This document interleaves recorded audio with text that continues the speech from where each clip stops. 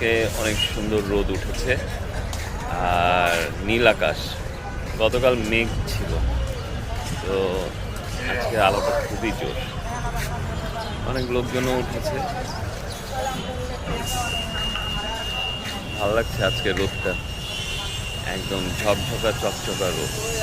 এটা হচ্ছে পারফেক্ট রোদ, মানে কোনো ডাস্ট ফ্রি রোদ।